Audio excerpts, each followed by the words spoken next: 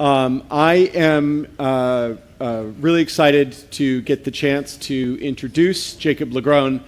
I've known Jacob for most of the time I've been at Temporal.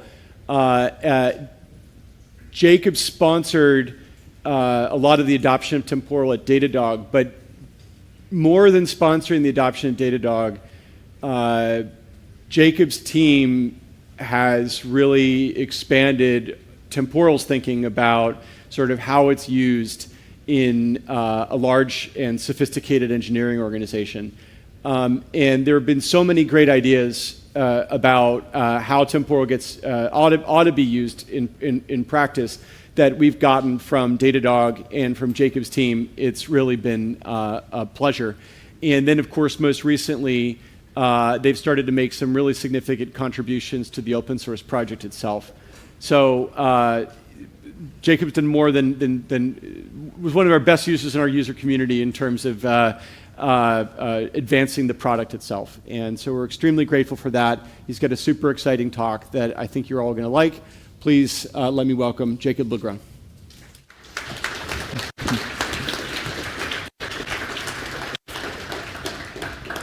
All right, hello, thanks for that great introduction. So my name is Jacob LeGrone, and I live in New York City with my beautiful partner, Emily.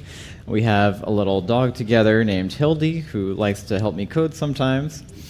And I joined Datadog about 3 years ago, and initially I was there building out an internal software delivery system for deploying applications mostly to Kubernetes. And we built a V1 with a workflow engine that shall not be named, but later, about a year later, I ended up helping rewrite most of the internals on Temporal. So that's kind of my journey to Temporal. And now I'm really excited to be able to work full-time on helping enable other engineers at Datadog to use Temporal effectively. So my talk today will be in two parts. First, we'll go over how Datadog is using Temporal, as well as some of the investments that we've been making in open source. And the second half of the talk will be about what I consider to be the top 3 challenges that we've faced developing applications at Temporal, with Temporal at Datadog, as well as some recommendations that you may be able to apply if you're encountering these at your own organization. And I'll cover these in, I think, about the order that you are most likely to run into them, starting from writing your first worker on day 1 to making changes that require versioning, and finally dealing with large payloads. And my hope with this is that if you're new to or considering Temporal, this should help you understand the current costs of adoption from an application developer's perspective. And if you're already an existing user, this may call your attention to some ongoing efforts in the community to improve on these issues. So if you're not already familiar, Datadog is an observability platform that provides full visibility across your organization and allows everyone to have a shared understanding of your systems and the ability to resolve problems when they arise. And so like I mentioned before, at Datadog, we care a lot about efficiently and safely releasing our software into production at scale. And late 2020, we started investing in Temporal as a key component of our internal software delivery platform. And we had a lot of success with this, building a deployment system on Temporal. And pretty quickly, we expanded to a number of other use cases as well, including things like automating the life cycle of infrastructure like Kubernetes clusters, creating control planes to allow self-service onboarding of teams to our internally managed services. We handle some complex operations around stateful systems like Kafka or databases like Cassandra and Postgres. And we also are starting to use Temporal to build the backends for a lot of developer tooling like a code merge queue and incident response bots. And while these current use cases are mostly infrastructure-centric, we've also been seeing a lot of interest start to pick up in Temporal from other more product-focused areas of the company. So we've been running Temporal workflows in production for about 1.5 years. Currently, we execute about 100 million workflows a month across 300 different workflow types, 100 different worker services that are executing those workflows, And these are owned by about 30 different teams with over 200 unique code contributors. And we self-host Temporal. I did want to mention that in that time we've had 2 major incidents, both of which had contributing factors that we've been able to mitigate. And in the last 90 days, our availability has been at 4 nines. And we're still pretty early, I think, in the temporal adoption curve at Datadog, so I expect most of these numbers to keep going up. But we also already have a really diverse set of teams across the company building with Temporal every day. So at Datadog, one of the things that we love about Temporal is the open source community and the accessibility of the maintainers. And we like to contribute back when we can. So one of the ways that we've done that was to open source a project called Temporal Lite, which Maxime mentioned a little bit earlier. This lets you bring up a full-fledged temporal cluster, or not a cluster, just a single server, and the UI with a single command in under a second. And it's a cross-platform binary, has no dependencies on a container runtime or an external database, so it's great for use cases like testing and local development. I'm also really excited to announce that last month we donated this from the Datadog org on GitHub to Temporal.io, and we cut a first versioned release. So stay tuned because there's a lot more in store.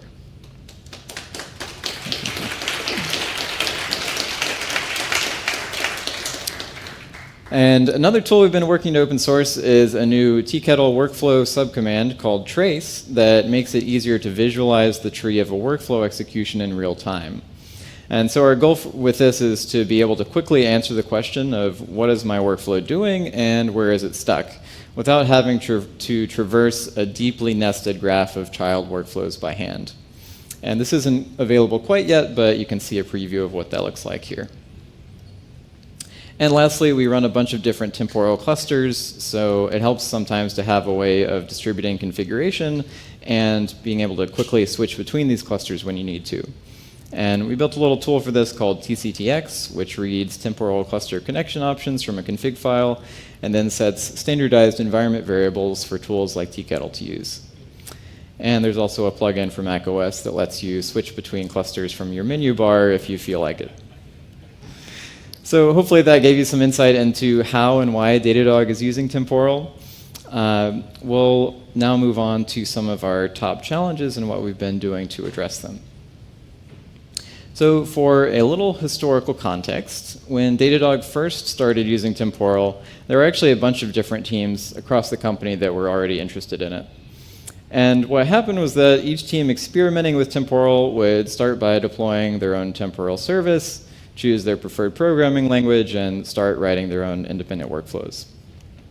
And this worked fine, but over time it led to several little islands of code, some of which looked pretty similar and others not as much. And as we developed more core competencies around Temporal and identified common best practices, this made it kind of difficult for our newly minted temporal subject matter experts to effectively share their knowledge or understand how people were actually using Temporal day to day. We also noticed that some functionally similar structures, if not in form, were appearing on these islands all the time. And it turned out that the things that teams actually wanted to do with Temporal were often quite similar. For example, for us, a common pattern is to modify some file and version control, wait for tests to pass, merge that change, and then trigger a deployment. And anyone who needed to do this sort of thing was forced to build their own workflows from scratch to orchestrate all these API calls to various internal and third-party services.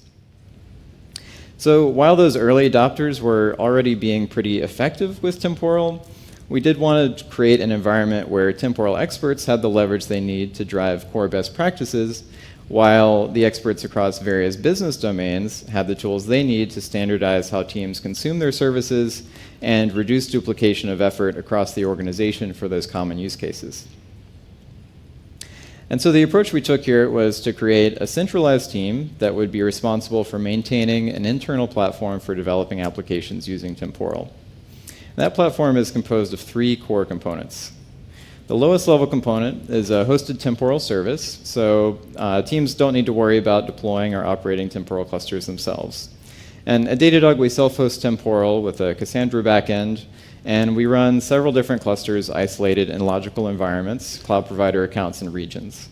We also have some clusters that are used for global coordination, where workers are allowed to connect from multiple regions.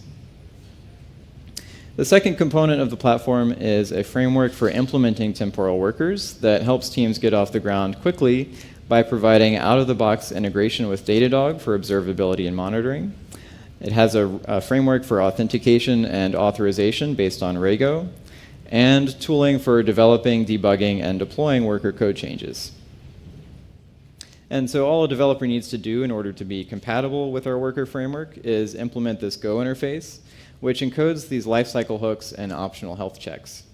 And after that, our tooling takes over to generate a binary, which can be used for local testing, as well as container images and Kubernetes configuration to run the worker in production. And because all workers are configured through this exact same mechanism, our platform team has a lot more leverage to roll out large-scale changes. So for example, right now, we're working on a task queue naming convention to simplify our service discovery between workers. And we only need to modify a single library to ensure that all of our workers are listening on both the old task queues and the new task queues until the migration is completed. And the third component of the platform is what we call the Protobuf SDK, which is what developers spend most of their time with to define workflow and activity interfaces. And protocol buffers are a language-neutral and extensive mechanism for serializing structured data. It's kind of like JSON, but with native language bindings and better tooling for ensuring backwards compatibility. And anyone who's already worked with gRPC may be familiar with Protobuf. I think it's important to draw a distinction between the two. gRPC is only one framework, although the most popular one, which implements communication protocols that are defined in Protobuf. And our Temporal Protobuf SDK performs the same function. Basically, we swap out gRPC's network calls for asynchronous temporal workflows and activities. So on day one, when a developer wants to create a new worker, they start by defining a proto file. From this file, our Temporal Protobuf plugin generates an interface for the worker to satisfy, a client other services can use to interact with our worker, a variety of helpers for implementing and testing the worker, and human-readable documentation, which includes comments from that Protobuf file. And after generating this code and documentation, the developer just needs to implement the stub worker interface, at which point everything's wired up and ready to deploy. Again, this is really similar to the development loop for a gRPC service. So a lot of engineers are already going to be familiar with this approach and are able to adapt quickly to implementing a temporal worker.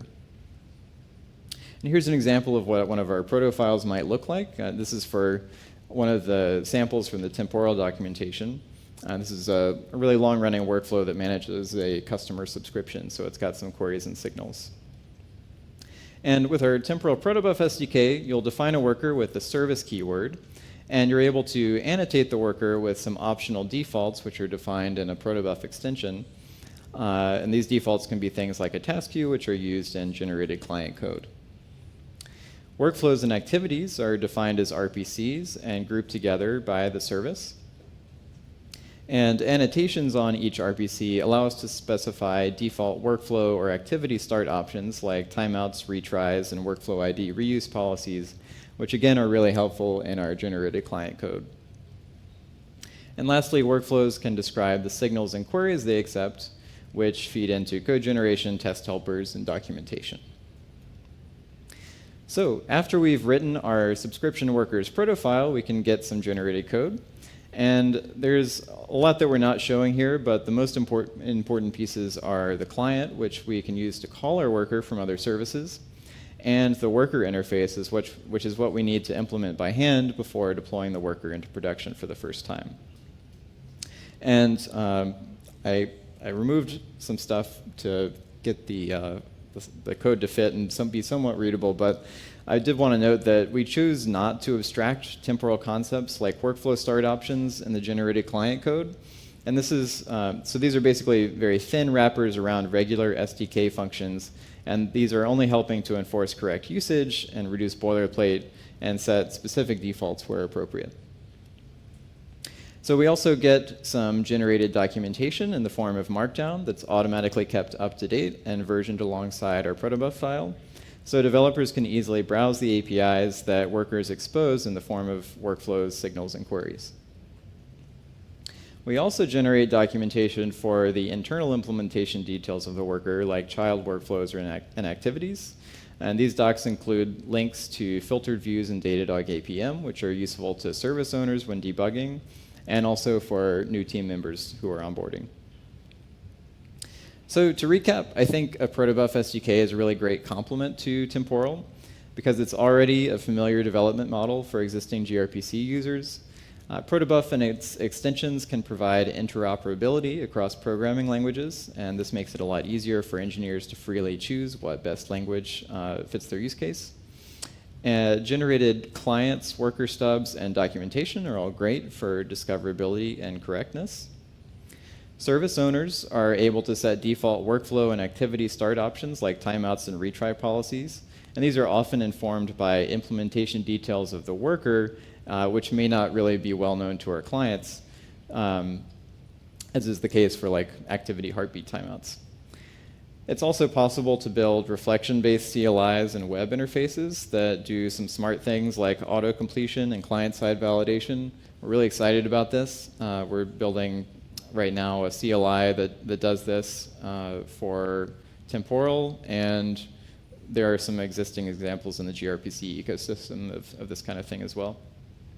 We can also lean on an existing set of linters, validation plugins, and breaking change detection that come from gRPC too. So in practice, this has resulted in a really rich, service-oriented ecosystem of workers at Datadog, where developers are able to be productive really quickly by building on APIs exposed by a variety of other temporal workers. And this is borne out by the stat that over 90% of our workers are depending on at least one other worker, often many other, often several workers. Okay, and then so if you're first getting started, these are my recommendations. One is to define payload types as protobuf messages. You don't necessarily have to go as deep down the code generation rabbit hole as we have to see some benefits from this, since anyone who wants to call your workflow from a different programming language will at the very least have native bindings to your payload types. And even in a single language context, Protobuf makes it much easier to reason about breaking changes in your serialization format if you're using binary encoding. That brings me to the second point, which is to stick with a single SDK language when starting out if it's possible, because you're probably going to find out later on that there are things you'd like to standardize on, like task queue naming conventions or authentication and observability, which will be much more difficult to accomplish if you have multiple SDKs in play. And third, we invested in Go at Datadog first, but I suggest looking into some of the newer language SDKs like TypeScript, because these have much better built-in safeguards for stuff that's super easy to get wrong, like making network requests inside of workflow code. I also suggest making Temporal your API. And by this I mean that if you're considering writing a wrapper gRPC or HTTP web service to abstract Temporal as an implementation detail of your application, you might consider exposing temporal workflows directly instead. And this is because, in our experience, that's led to much greater developer velocity. But the main exception to this is that if you need to expose these APIs outside of a trust boundary, you probably shouldn't do that with Temporal directly because there aren't great mechanisms for preventing things like denial of service attacks at the moment. And finally, if you have the resources, I think you should invest in creating a core temporal enablement team, at your company early on. And maintaining centralized documentation and libraries, I think, is the best way to ensure that teams learn and are able to contribute back to best practices across your company. All right, so on day one, we implemented a worker and we deployed it into production. On day two, it's time to make a change to one of our workflows and roll that out to our customers. But before we do that, we've got to take a brief detour to learn about workflow versioning. So versioning comes into play because of how Temporal makes its guarantees around workflow durability. Workflows are durable in that they're guaranteed to continue running either until they complete, timeout, or are explicitly terminated. And this means that workflow requests are never lost due to worker system failures, and developers are free to deploy new versions of their workers at any time, and they don't need to force their clients to retry their requests. But this does come at a cost. So Temporal accomplishes durability by emitting events from your workflow code that can later be replayed to reconstruct the state of a workflow at any point in its execution. And this is a pattern known as event sourcing, and a consequence of this is that developers must gate any new behavior in a workflow code behind what are called workflow versioning checks, or patching in some SDKs. And I'm not going to show a code example of this today, but suffices to say that these version checks are kind of problematic because they tend to pollute the code base over time, they're tricky to test, and they're easy to get wrong or understand even sometimes when it's safe to remove them. So to make this a bit more concrete, let's think about what it looks like to deploy an updated piece of code for a traditional web service versus a temporal worker. So when you're talking to a normal web service, a client initiates the request, which gets routed to a server, at which point the server does some work and returns a response. And where things get interesting is when you go to deploy a new server while the old one is still handling some in-flight requests. So a typical rolling update sees the new server come up, then decommissions the old one, and as the old server shuts down, it'll drop its existing connections. The client sees that its connection has been severed, and so it reestablishes a connection with the new server in order to retry its original request. And as long as the new server hasn't changed its request or response data format or removed an existing API endpoint, this works great. So what would a similar flow look like for a request served by a temporal worker? As before, a client initiates the request, this time specifying the name of a task queue that the worker is listening on. And instead of reaching the worker directly, the request is received by the temporal service, which stores the client's request in a database as the first event in a new workflow history record. So this is how we start to establish durability. And next, the worker, which is polling for tasks on that task queue, observes the client's request. And so this worker then begins executing the request by passing it into the correct workflow function, which might look something like this. This is just some pseudocode. Earlier I mentioned that Temporal is an event source system, but what's interesting here is that the workflow's business logic doesn't reason directly about these events. Instead, developers just write what looks like fairly idiomatic Go code or whatever your favorite programming language is. And so the Temporal SDK records everything this code does as events in the workflow history. And when the workflow function returns, the SDK emits a final event to the temporal service, which passes the result along to the client. And from the client's perspective, this process is very similar to communicating directly with the worker. The temporal service is really just a piece of plumbing in the middle of all that. Okay, so what happens when we roll out a new version of the worker while an existing workflow request is still in progress? After the new worker comes up, we again decommission the old one, but instead of dropping the connection to the client, so the request must be retried, the old worker only drops its connection to temporal. So this new worker then begins polling temporal server for work and sees that there are outstanding tests to complete for the workflow history previously managed by the old worker. And for the sake of this example, let's say that we also added some new code in this new worker version. So before the new worker can make progress, it needs to rebuild the workflow's state by replaying the events from the workflow history. And again, the Temporal SDKs do a great job of abstracting the fact that Temporal is an event source system, but the problem is that it's difficult to review this code diff and know for certain whether the updated code will be compatible with the workflow histories produced by the old version. And spoiler alert, because we start a new child workflow in the updated code, this is a breaking change. And as the worker replays the old workflow history, it reaches a recorded event that doesn't match what the worker code intended to do next, so the workflow stops making progress. And today our options for recovering from these sorts of deployments are kind of limited. We could simply roll back our worker deployment, and this workflow execution would be able to pick up and start making progress again. But in the meantime, we've probably started some new workflows, and that old server version is probably not compatible with the workflow histories produced by the new server version. And we end up in the situation where we probably end up having to terminate some workflows and drop some requests. So I think ideally we should be able to take advantage of Temporal's durability guarantees, but not necessarily have to deal with the trade-off of implementing workflow version checks in our code by hand, thereby retaining a lot of the simplicity of a traditional web service. And a few months ago, Spencer Judge, an engineer at Temporal, opened a proposal which I think takes some really important steps in this direction that I'd like to outline for you now. So in this proposal, all workers running a given code version specify a unique build ID when polling for tasks from the Temporal server. Temporal then keeps track of the latest build ID and then routes new requests to the task queue to the correct build ID-based partition. Now, when an updated worker version is deployed and registers its build ID as the latest, Temporal server begins routing requests to the new task queue partition. The key difference to the picture before here is that workflow executions which were started before the worker deployment started rolling out, these workflow executions will continue running, but they're only allowed to make progress on the old task queue partition.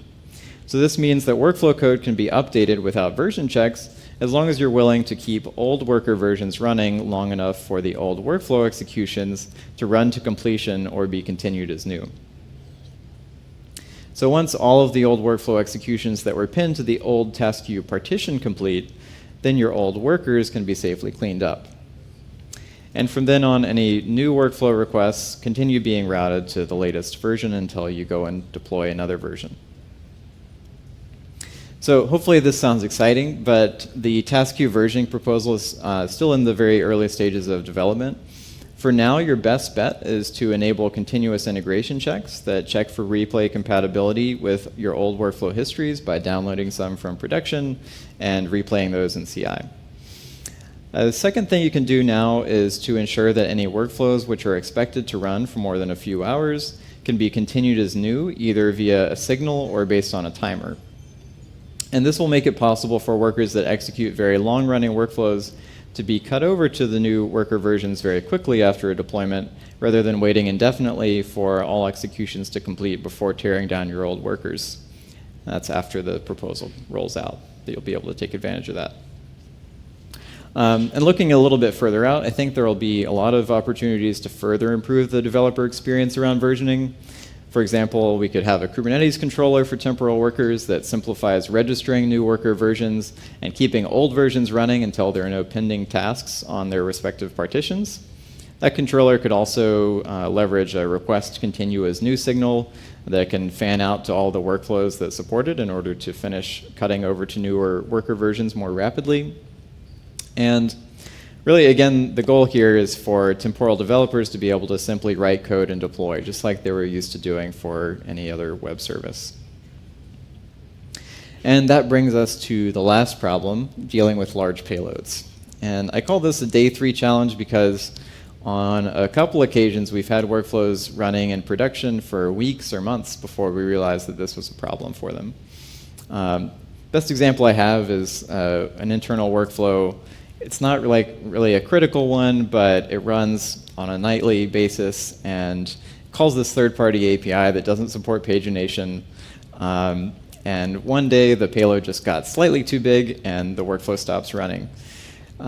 So we want to prevent this issue from being a thing that forces you to go and completely re-architect your application.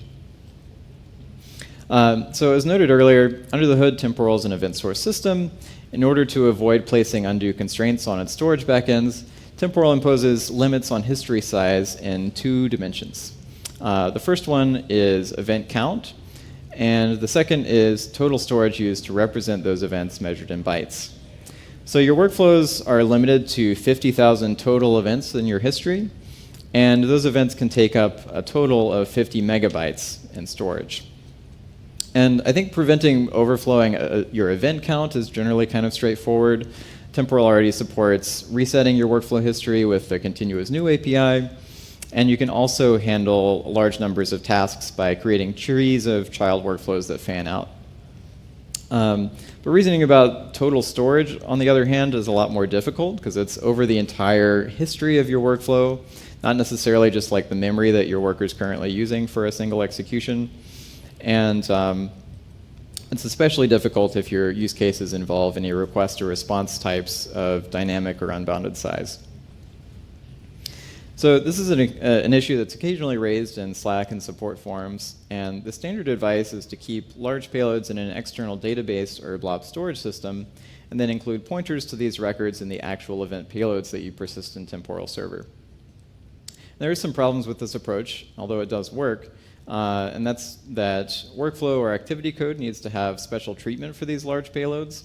So if you have a sometimes large payload, you might not actually realize that you need to handle it this way until it causes an issue in production.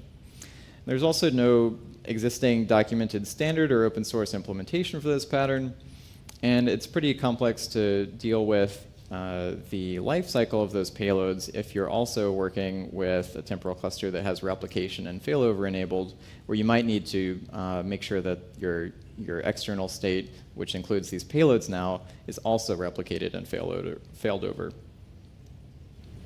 So at Datadog, we've been working on an internal proof of concept for something we're calling a large payload service, which basically copies this idea, but does it in a way that is transparent to the workflow and activity code and can be integrated directly into Temporal Server one day, potentially.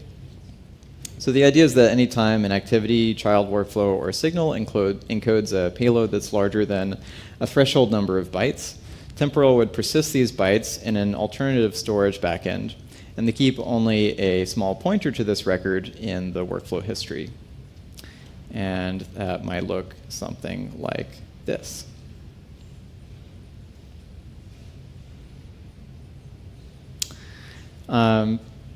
So my recommendations for large payloads is to hang tight for the moment. We are planning to open a proposal to the open source Temporal IO/proposals repo soon. But if you're thinking about this problem or already working on it internally, please reach out to me on Slack.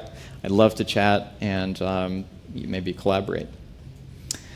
And that's my talk. We're really excited about Temporal at Datadog. We think there is a lot more to come for the project, and thanks for listening.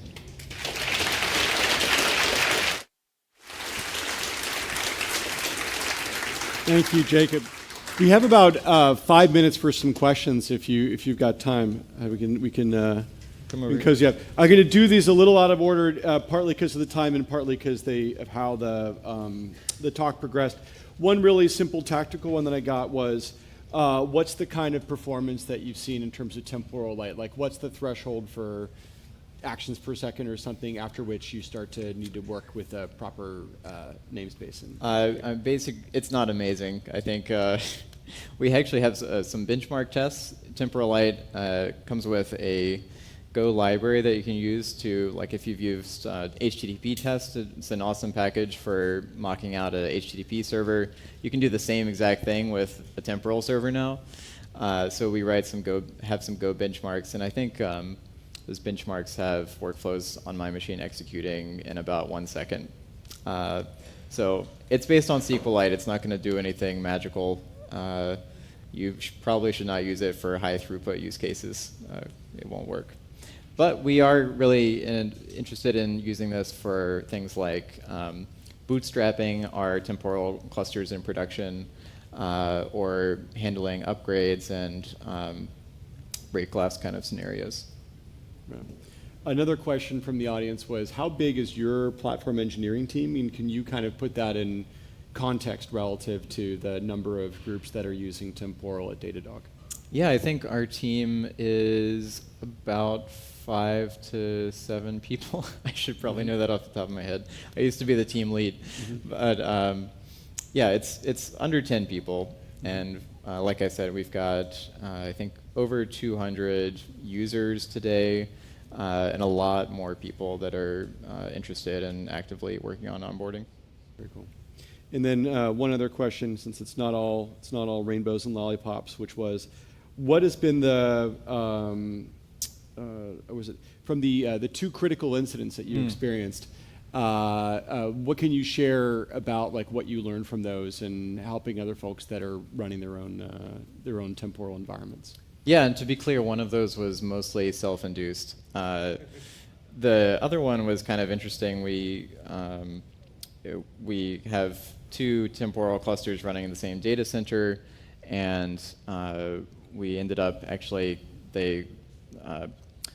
temporal nodes, front-end matching history all have a membership protocol that they use that's to communicate with each other and share what IP addresses they're listening at. And they speak the same protocol and don't have authentication enabled at the time. And so we actually ended up having those clusters merge with each other accidentally through IP address reuse. And so that was a tricky one to deal with, but there is a mitigation for that. You just need to enable MTLS and make sure that you have a different certificate for your different clusters. So definitely do that. I think the Temporal team is working on having better documentation for doing self-host temporal too. And we just didn't have time. I was really interested in doing a public postmortem for that. I think we might start doing that in the future for other incidents.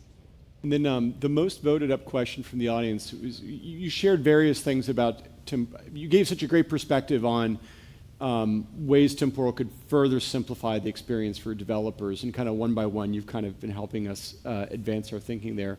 One of the questions in the audience though was, what is the limitation from temporal that you still experience in the context of Datadog use cases that comes to mind, the thing that you have to contend with still, that if you could wave a wand and deal with, it would go away? Yeah, I think it's definitely workflow versioning, hands down, because it just comes out of left field for so many developers. Like day one, you write some code, it looks like normal code, and then day two, you realize that, oh, actually, I need to really think hard about this, and they're like really different constraints versus writing any other kind of service. So again, I'm really excited about the workflow versioning proposal, and I think we're going to be investing a lot in tooling to make it easy for developers to use.